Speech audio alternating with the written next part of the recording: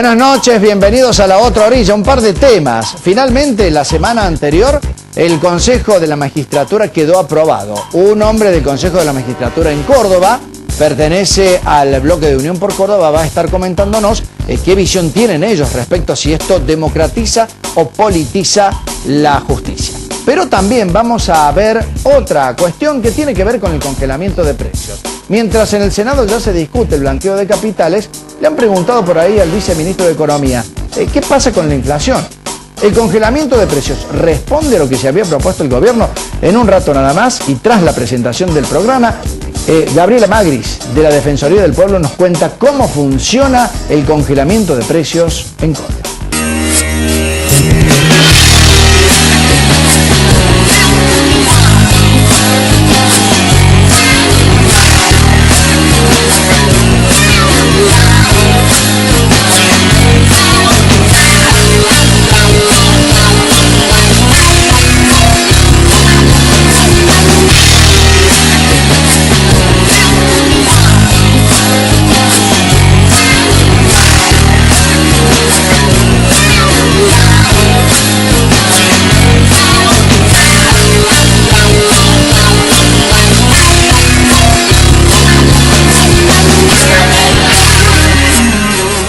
Una de las apuestas que ha realizado el Gobierno Nacional durante este año 2013 ha sido tratar de controlar la inflación, que es algo que vienen reclamando muchos sectores de la oposición a partir de determinadas políticas. Dicen, antes del cepo cambiario, antes del blanqueo de capitales, ¿qué hace el Gobierno Nacional con la inflación? Bueno, congelaron los precios.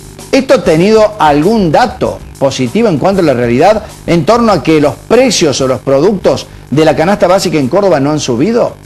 La Defensoría del Pueblo de Córdoba desde hace rato viene midiendo esta evolución de precios, por eso hemos invitado a la Secretaria General de la Defensoría del Pueblo, Gabriela Magris. Buenas noches y bienvenida al programa. Buenas noches, Julia. Bueno, en primer término nos preguntamos si efectivamente el congelamiento de precios, o mejor dicho, para plantearlo bien, ¿los precios han evolucionado en Córdoba?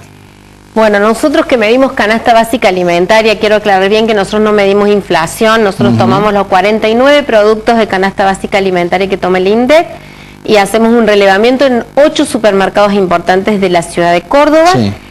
Podemos decir que a partir del decreto que determina el congelamiento, que sería a partir de los primeros días de febrero a hoy, nosotros sí hemos visto una variación de esta canasta. Ajá. ¿Importante? ¿Tiene algún número? La variación del congelamiento al día de hoy es 2,37%. ¿Desde el decreto de esta fecha? De febrero a ahora. Han pasado casi 3 meses. Casi 3 meses. El fuerte incremento que pudimos visualizar fue en la primera etapa del congelamiento. Debo decir y debo aclarar que entre marzo y abril, por ejemplo, no hemos visto modificación en los precios de la canasta básica, salvo algunas cuestiones puntuales que equilibran la canasta, ¿verdad?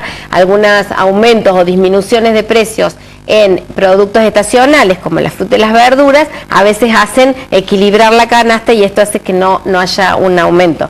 Por otro lado, puedo decir que hubo un aumento significativo en la carne, más del 5%, pero que en estas compensaciones no se ve tanto reflejado en los números finales. ¿Ha sido lo que más ha subido el precio de la carne? No. Desde el congelamiento, vamos a hablar siempre desde el congelamiento a hoy, puedo decir que los huevos y lácteos han aumentado 9,88%. Huevos y lácteos. La leche entera, por ejemplo, de la canasta básica alimentaria, el 17,82%. Y quiero aclarar esto. De la canasta básica significa que el precio más bajo en góndola que vimos que ustedes están aumentó. Marcando. Esto no significa, a ver, voy a ser más clara, quizás hay muchas leches que hoy están en góndola que de febrero a hoy no han aumentado, que son las de mayor precio, ¿sí? Estas han respetado, podemos decir, el precio, porque también hemos tratado de medir de alguna forma esto, que no significa canasta básica. Lo que nosotros vemos es si en góndola hay una leche más barata, la más barata.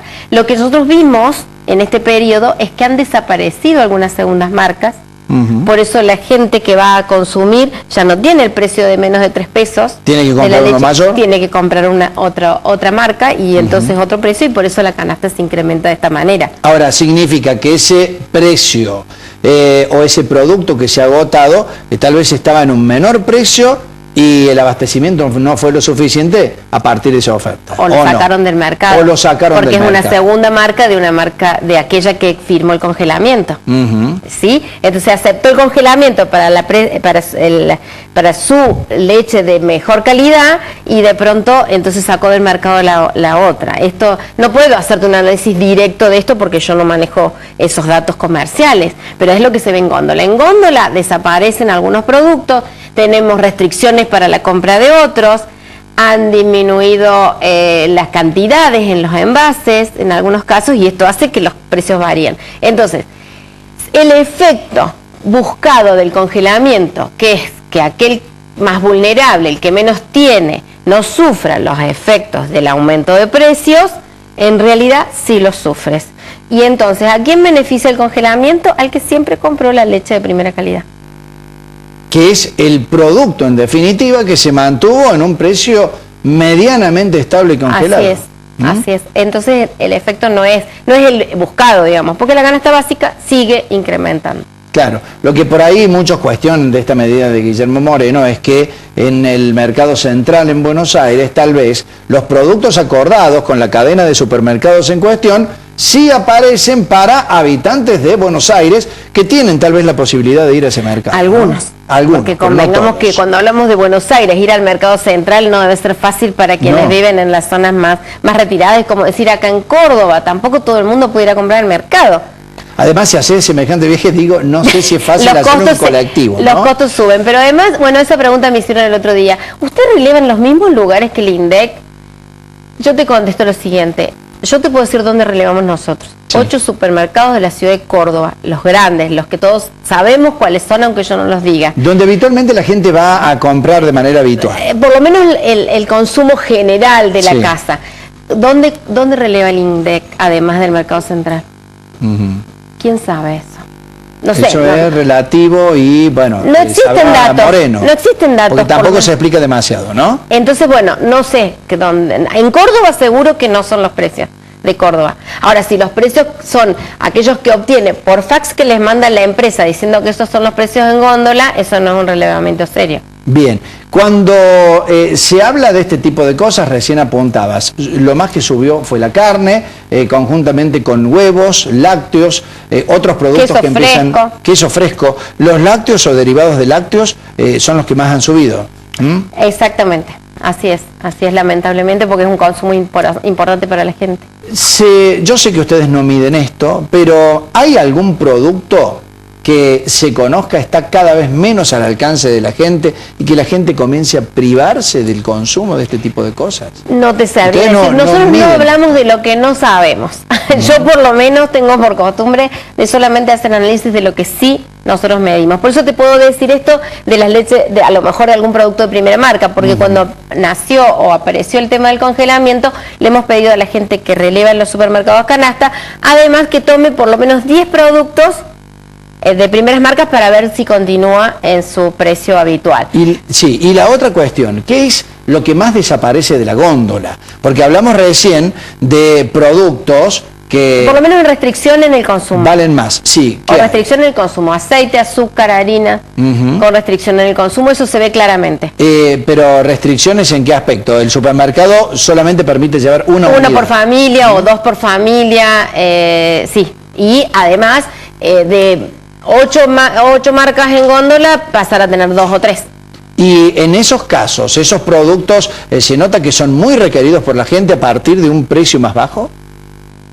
No sabría decirte. No te quiero... No, yo no... En eso no abundan en especulaciones. Nosotros no hacemos... No, yo te puedo decir lo que vemos. Bien. Porque en esto se basa la seriedad del trabajo que hacemos. Bien. Lo último... Esta circunstancia nos puede revelar a nosotros que al menos el congelamiento de precios puede significar alguna retención para el crecimiento de muchos productos. En los últimos meses, Hablábamos de una inflación que era promedio, de acuerdo a lo que medía la Defensoría del Pueblo, 1,5% por mes. Sí, sí. Ustedes han medido que en estos casos, en líneas generales, ha subido ¿cuánto en los últimos 3 meses? 2,37% de en líneas febrero generales. a ahora. Es decir, ha sido relativa la contención de los precios. Totalmente. Imagínate si no hubiera ningún tipo de acuerdos, ¿no? Digo, hay muchas cosas que son discutibles y respecto de, yo no soy, no trabajo en economía, lo único que puedo ver es la realidad, la realidad. La gente hoy tiene las mismas dificultades para obtener su canasta básica que ayer, o que en enero, y de pronto, otra cuestión que es lo discutible es que si partimos de un índice de indigencia o de las posibilidades de acceso a una canasta básica con 6 pesos por día para una persona, ya partimos de una situación mentirosa y obviamente que a partir de allí todo lo que digamos es falso. Porque esto sí que nosotros en esto vamos a seguir insistiendo, que una persona no puede vivir con ese dinero, que la canasta básica alimentaria supera los 600 pesos y que duplica o triplica lo que el INDEC está planteando, y esta es la única manera de si no determinamos estos índices y no subimos estos índices, cada vez hay menos tarifa social, menos subsidios para aquellos que más los necesitan. Entonces, si decimos, favorecemos a los más vulnerables, hagámoslo de verdad.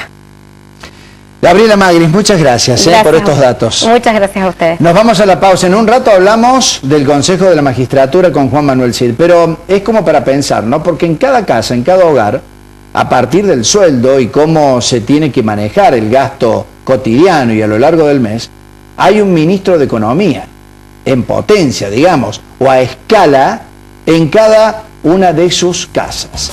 Y seguramente ustedes deben saber si los números del INDEC sirven para cotejar con lo que pasa en la realidad. La pausa, ya seguimos.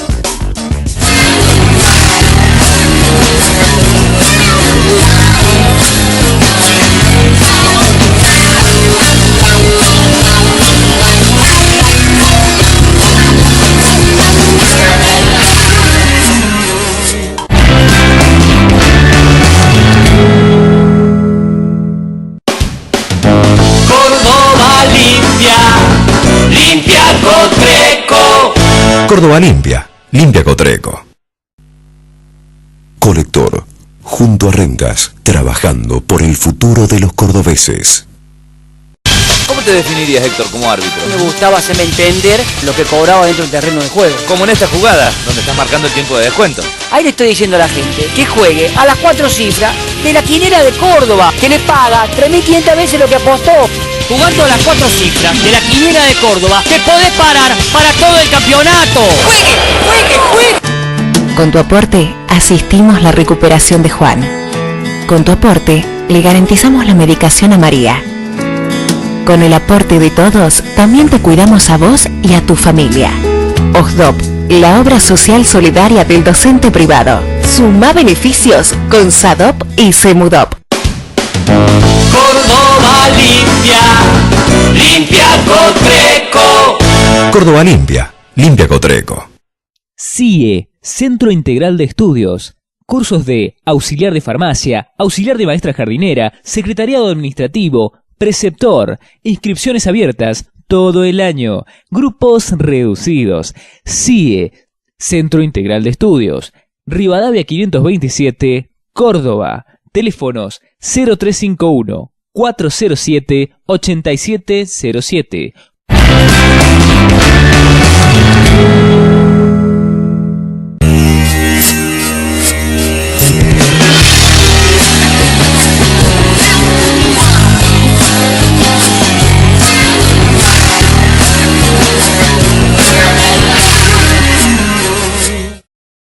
El tema de la semana que pasó, sin lugar a dudas, ha sido el Consejo de la Magistratura, que finalmente ha aprobado en el Senado de la Nación los cambios. Hemos convocado para esta noche para hablar respecto a si finalmente lo que ha quedado en materia de ese proyecto original significa democratizar o partidizar la justicia? A un integrante del Consejo de la Magistratura en Córdoba, legislador por el oficialismo, el doctor Juan Manuel Cid nos acompaña. Doctor, buenas noches. Buenas noches, Julio. ¿Cómo está? Muchas ¿Bien? gracias. Bien, muy bien, gracias a Dios. Bueno, finalmente, en cuanto a lo que ha quedado del Consejo de la Magistratura, ya se veía venir en una cuestión prácticamente cantada. Esto supone que va a tener presentaciones en la justicia, pero digo, ¿qué es lo que uno puede sacar como corolario de todo esto? ¿Democratiza o partidiza la justicia? Yo creo que en esto hay que analizarlo específicamente el proyecto de ley como ha sido aprobado. Yo no creo en la postura de unos que dicen de que esto es la suma del poder público en manos de la presidenta. Perdón, o manejar la justicia. O manejar la justicia, ni tampoco creo que sea la democratización de la justicia. En primer término, creo que si uno pretende democratizar la justicia, existen muchos otros institutos que permiten la incorporación de la gente dentro del Poder Judicial, como por ejemplo el juicio por jurado que tenemos en Córdoba, y que está en la Constitución Nacional desde 1853. Y en este caso no se contempló. Y en este caso no se contempló. Sería más posible que la gente pudiera votar, por ejemplo, el fiscal general o el procurador general de la Nación, que son los encargados de manejar lo que son los fiscales, porque los fiscales no son imparciales, los fiscales representan una parte, no tienen la obligación de imparcialidad. ¿Qué se ha votado en este caso? Se ha votado una ley que aumenta a 19 los consejeros. Es decir, vamos a tener 6 que vienen del Congreso de la Nación, son 4 por el oficialismo, 2 por la minoría, tenemos un representante del Poder Ejecutivo, que podríamos tomarlos a ellos como los representantes políticos partidarios, y después se aumenta a 3 la cantidad de abogados de la matrícula, que se van a elegir 2 por la mayoría, 1 por la minoría. Los 3 jueces van a tener que ir en boleta partidaria y van a haber 2 por la mayoría y 1 por la minoría, y se aumenta de 1 a 5 los miembros académicos, en los cuales se van a elegir 4 por la mayoría y 2 por la minoría. ¿Qué es lo que digo, Julio? Sí.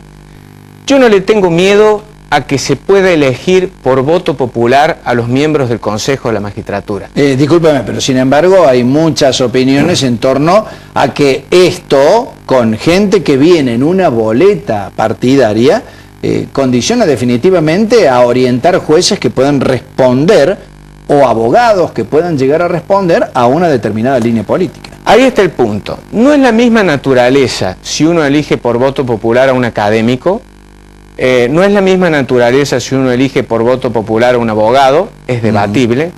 Lo que sí hace ruido es que si uno elige por voto popular a un juez. ¿Por qué? Nosotros vivimos en un sistema representativo, republicano y federal. Que sea republicano significa que debe haber alternancia en los gobiernos, división y equilibrio de poderes y por sobre todas las cosas, independencia de los poderes.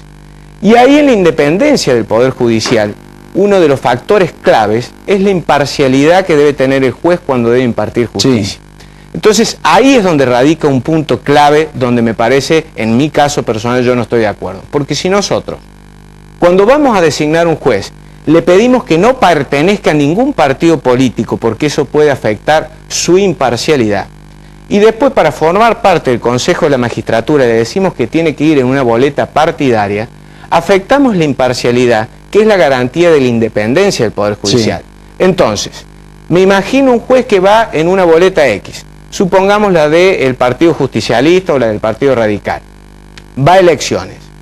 Luego de las elecciones es electo, tiene que volver después a su juzgado. ¿Cómo hace para mantener la imparcialidad ese juez que fue en una boleta político-partidaria cuando en su juzgado cae una causa de una persona que pertenece a su partido político o que pertenece a un partido político que fue adversario de él? Claro. ¿Cómo hace un juez cuando vuelve a su juzgado para mantener la imparcialidad que debe tener, que este es un punto equidistante entre las dos partes que se debaten en su juzgado, cuando por ejemplo las campañas políticas permiten el financiamiento por parte de empresas o por parte de personas particulares, cuando en su juzgado caiga una causa de alguno que haya aportado dinero para su campaña política, o cuando caiga una causa de alguno que haya aportado a la campaña política de su rival, de su adversario? Permanece, continúa ese juez que fue candidato, haya sido electo o no al Consejo de la Magistratura, siendo imparcial cuando vuelve a su juzgado ante las causas que se someten, que lo vinculan de alguna manera con lo que tuvo que ver con la elección? Yo creo que no. Bien, y ahí está el principal inconveniente. Yo creo que ese es el principal obstáculo que tiene esta reforma, que creo que se debería rever, que se debería modificar, porque nosotros no le podemos decir a un juez cuando va a asumir, va al Consejo de la Magistratura, usted no puede pertenecer a ningún partido político, y después cuando tenemos que integrar el Consejo de la Magistratura le tenemos que decir usted vaya en la boleta de tal partido político. Es un contrasentido. Está bien, hoy se plantean recursos de amparo, ya sabemos de uno que ha presentado el Colegio de Abogados de Córdoba y otras instituciones, las autoridades de la Asociación de Magistrados en Córdoba han dicho que es violatorio de la Constitución. ¿Para ustedes es inconstitucional? Yo no sé si sea inconstitucional, porque el artículo que regula el Consejo de la Magistratura, que se incorpora en la reforma del año 1994, deja librada a la legislación común la conformación de la misma. De hecho, primero hubo una ley que tenía una cantidad de números, después la misma Presidenta de la Nación, cuando era diputada, Presidenta de la Comisión de Asuntos Constitucionales, fue la que impulsó una reforma a la ley que redujo la cantidad de miembros, y hoy la misma Presidenta de la Nación, en su calidad de Presidente de la Nación, ya no como diputada, es la que impulsa esta reforma. Por lo tanto, no sé si es inconstitucional desde el punto de vista del artículo que regula el Consejo de la Magistratura, pero sí puede llegar a ser inconstitucional desde el punto de vista del artículo 1 de la Constitución de la República Argentina, donde esto, que llevar a los jueces que deben ser imparciales a formar parte de una boleta partidaria, altera la imparcialidad. Al alterar la imparcialidad que debe tener un magistrado al impartir justicia, no en su carácter como miembro del Consejo de la Magistratura, pero sí en su carácter de juez, en la naturaleza jurídica que lo lleva a ser candidato como juez, viola su imparcialidad. Al violar la imparcialidad, se viola la independencia. Al violar la independencia, estamos violando el sistema republicano de gobierno. Entonces, además de que la República Argentina incluyó algunos pactos internacionales con rango constitucional, ¿sí?, que también sería violatorio de esos pactos que nosotros incorporamos con rango constitucional. ¿Qué es lo que quiero decir? Puede llegar a ser inconstitucional, no con el artículo que regula lo que es la creación del Consejo de la Magistratura, pero sí puede ser inconstitucional con los pactos internacionales a los cuales adhirió la República Argentina, que tienen rango constitucional, como así también con la forma representativa republicana y federal de gobierno que elegimos desde 1853. Ya respecto a esos pactos internacionales, una oficina específica vinculada a la acción de la justicia de las Naciones Unidas ha puesto precisamente sus serias objeciones respecto a este tema. Para ir cerrando, doctor Cid, hay una cuestión que ya se ha comentado dentro del ámbito de la organización Justicia Legítima, como que se anticipa una segunda etapa para una reforma, y algunos sostienen que se iría por la conformación de la Corte Suprema de Justicia. De hecho, algunos ya han reconocido que intentaría más adelante el gobierno incorporar más actores, más integrantes. ¿Usted cómo ve tal posibilidad? Yo creo que esa posibilidad es muy difícil por dos motivos. Tanto la remoción de un miembro de la Corte Suprema de Justicia de la Nación, cuanto otras leyes importantes de las cuales se está hablando, por ejemplo, una reforma constitucional, para lo cual hace falta una ley de necesidad de reforma, requiere de mayorías agravadas, tanto para sancionar una ley, para reformar la Constitución, cuanto para hacer un juicio político a un miembro del Tribunal Superior, de la Corte Suprema de Justicia de la Nación, se requieren mayorías agravadas. ¿Por qué? La Cámara de Diputados se constituye en sala acusadora y la Cámara de Senadores en sala juzgadora. Si nosotros hemos visto los inconvenientes que tuvieron esta semana pasada para conseguir la mayoría simple para sacar las votaciones, creo que llegaron con lo justo a la mayoría simple para sacar estas normas, por lo tanto va a ser imposible llegar a los 2/3 para poder remover un juez de la Corte Suprema. A no ser que especulen con que van a obtener una elección muy buena legislativa en el transcurso de este año. Pero es imposible porque la Cámara de Senadores, que es la Cámara juzgadora, se renueva por tercios, ¿cierto? Tenemos una elección adversa al kirchnerismo, que es la foto del año 2009, una elección favorable al kirchnerismo, que es la de elección del año 2011, y supongamos que esta también sea favorable al kirchnerismo en el 2013, que yo creo que no va a ser tan así. Son 2 senadores por la mayoría y 1 por la minoría.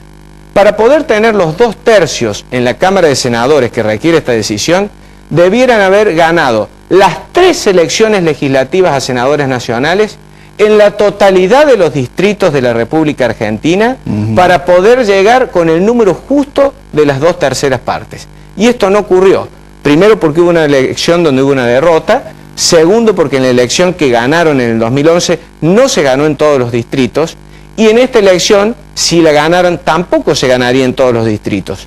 Entonces, la perfección que hace falta de las 2/3 partes requiere de una elección ganada en las 3 que se dan de la renovación de la Cámara de Senadores en la totalidad de los distritos de la República Argentina. Y esto es imposible. Realmente difícil. Bueno, queda pendiente una cuestión en el tintero, como fue la que se debatió tanto el miércoles pasado, como es esta reforma hecha a medida del kirchnerismo con el tema de la necesidad de que las alianzas tengan representación en 18 distritos de la República Argentina, algo que prácticamente tiene solo el kirchnerismo. Doctor Cid, muchas gracias por participar en nuestro programa. Muchísimas gracias a usted, Julio. Buenas noches. Nos vamos a la última pausa para el final.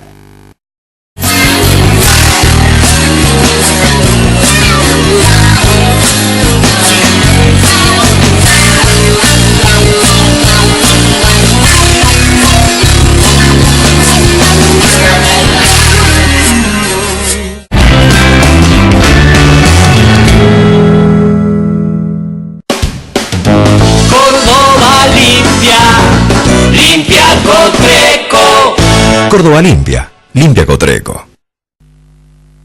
Colector, junto a Rengas, trabajando por el futuro de los cordobeses.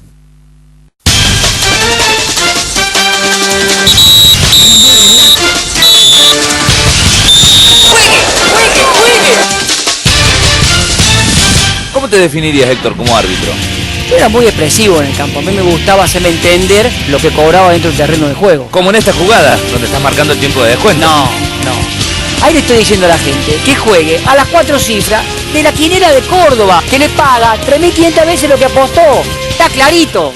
Jugando a las 4 cifras de la quinera de Córdoba, te podés parar para todo el campeonato. ¡Juegue! El defensor del pueblo al servicio de todos.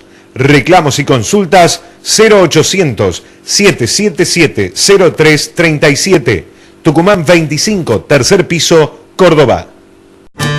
Con tu aporte, asistimos la recuperación de Juan. Con tu aporte, le garantizamos la medicación a María. Con el aporte de todos, también te cuidamos a vos y a tu familia.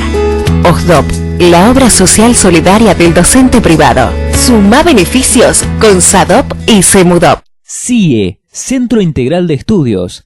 Cursos de auxiliar de farmacia, auxiliar de maestra jardinera, secretariado administrativo, preceptor, inscripciones abiertas todo el año, grupos reducidos. CIE, Centro Integral de Estudios. Rivadavia 527, Córdoba. Teléfonos 0351 407 8707.